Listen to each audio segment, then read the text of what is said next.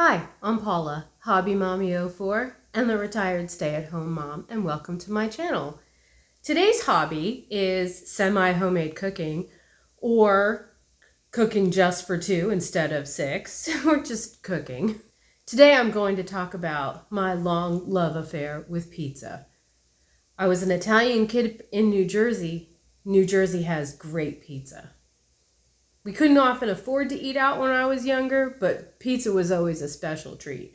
When I went away to college, I worked at the student center pizza place. First, just at the counter, giving out pizza, and then I became a pizza maker. That was my favorite job in college, was making pizza. And at the end of the night, any leftover pizza I got to bring back to the dorm, and that helped me to be more popular in the dorms as well.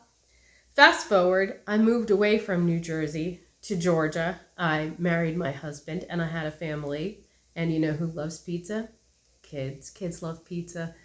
We don't have a lot of great pizza here in Georgia, but we do have some pretty good pizza. We have some downright good pizza. When my kids were in middle school, our local Papa John's ran a promotion that we called Cheap Pizza Tuesday. And you could get a large cheese pizza for carry-out for $4.99, and you can get a large pepperoni pizza for carry-out for $5.99. So for $11, I could feed the family of 6. Who doesn't love that? And that Papa John's was on my husband's way home from work. So I would call in the order when he was getting ready to leave, and he would just stop by on his way home from work and bring us home pizza. And the kids would be like, "Daddy, pizza!" Who doesn't love it? Who doesn't love not having to cook on some random Tuesday? Fast forward, now I have teenagers with driver's licenses and they're starting to get jobs.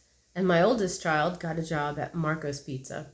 Marco's Pizza is way better than Papa John's Pizza. So we were very happy with that arrangement. He got a great discount when he was on shift, and I had other teenagers with driver's licenses. So we instituted I Buy, You Fly. And Gabe gives us the discount. And once again, for $11, we're feeding a family of 6 or 5 or 4, whatever, whoever was home. We could still feed the family pizza for cheap. But now the nest is empty and the kids are all gone, and we moved away, so I don't have a pizza hookup. There's some local places around here, and there's a Marco's not far from here that have, good pizza, but really, my husband and I don't need to be sharing a pizza, just the 2 of us. We're getting older. We need to watch our cholesterol and our sodium, take care of our hearts. And, eating an entire pizza isn't doing that. But I still want pizza. And the largest barrier to making pizza at home is the crust, because you have to plan ahead for that. It has to rise, it has to proof, it has to be shaped. It's hard to make just 1, then 2 is too many. It's just not easy to pull that off. So, and besides, who wants to plan pizza? That's not what pizza is. Pizza is, I don't feel like cooking. I just want pizza. That's how I like to eat my pizza. Enter the rising crust frozen pizza. That is a tremendous innovation in frozen pizza. I cannot tell you how glad I am they came up with that.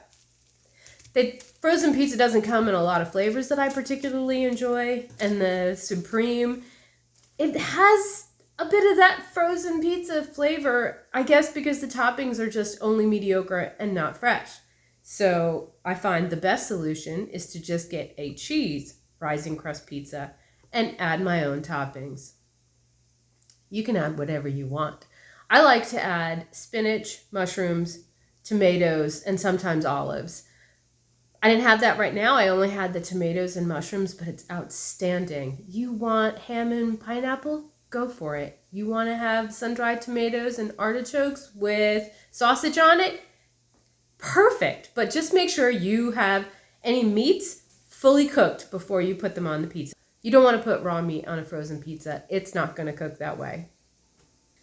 Comment below what toppings you would put on your ideal pizza. One thing to note is that when you put fresh tomatoes on top of a frozen pizza, they do release a pretty good amount of liquid as they're cooking. You can resolve that as soon as you take it out of the oven. Just pat the top of the pizza with a folded paper towel and it will absorb the extra liquid. And then, you need to give your frozen pizza a few minutes before you cut it. Let it come down from lava hot so you don't lose all your cheese. So while you're waiting for your pizza to cool a little bit, what do? You pour yourself an ice cold beer. We always have 2 glasses in the freezer for exactly that reason.